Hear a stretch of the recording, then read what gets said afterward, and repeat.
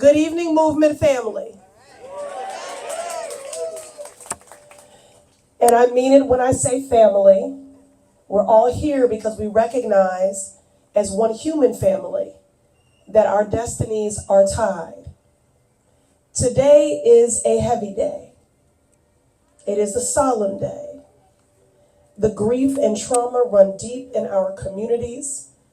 I share in your heartbreak, not only as your congresswoman, but as a woman of faith. A faith that affords me clarity, a faith that affords me anchoring, a faith that was gifted to me by my mother, now an ancestor. My faith is enduring and abiding. It is a faith in a power that is greater than me, that is greater than you, that is greater than all of us. It is a faith in the divine, a faith in humanity, a faith in the power and the practice of radical love. As someone who grew up in a small storefront church, pastored by my grandfather, I believe in the power of prayer and tradition. I believe that we are one human family, and I know that there is something truly powerful and transformative about the beloved collective community that I am bearing witness to in this moment. A year ago today, October 7th, tragedy befell us. And today, 365 days later, we are still grieving. Grieving for the nearly 1,200 Israeli lives stolen in the horrific attack conducted by Hamas militants. Grieving for the over 250 Israeli hostages taken captive, torn away from their families, many of whom have been killed. I am grieving for the loved ones and communities they leave behind. I am praying for the remaining hostages' safe return. As people of faith, we believe we are all God's children. Palestinian, Israeli, Americans alike. So I know we are all grieving. We have witnessed devastating losses and held space for the vulnerability that so many grapple with daily, including right here.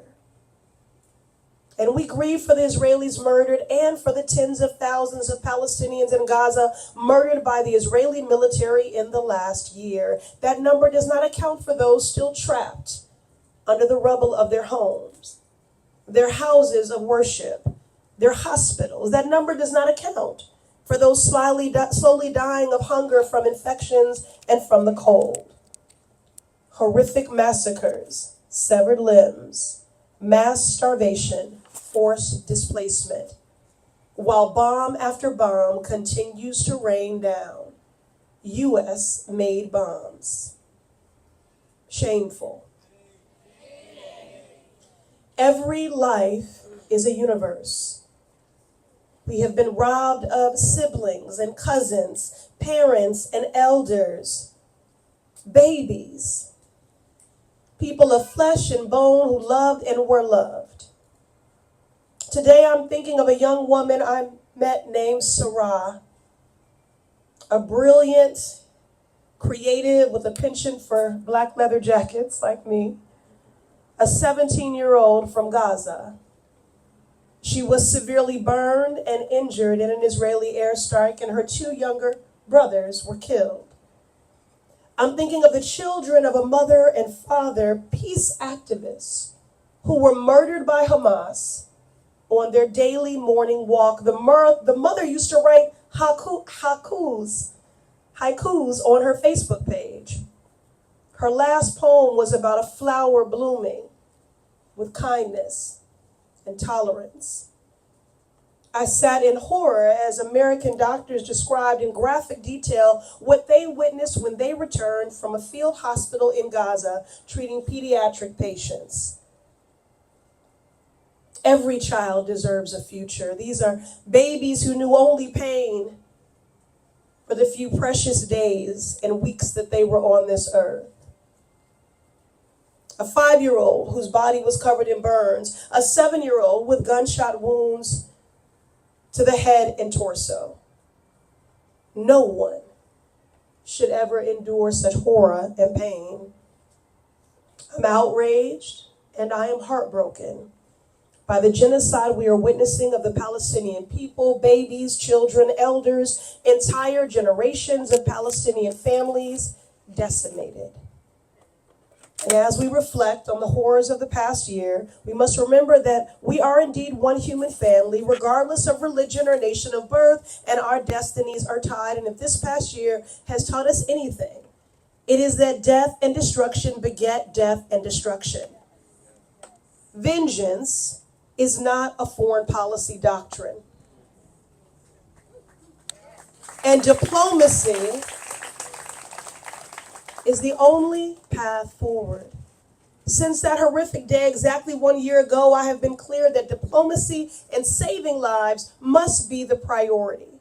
As a policymaker, we have a moral, humanitarian, and righteous mandate to save lives. Every action taken by policymakers, from Congress to the White House to the Knesset, should be in pursuit of de-escalation, saving lives, and preventing a broader regional war. We need a permanent ceasefire now. And we must bring every last hostage safely home.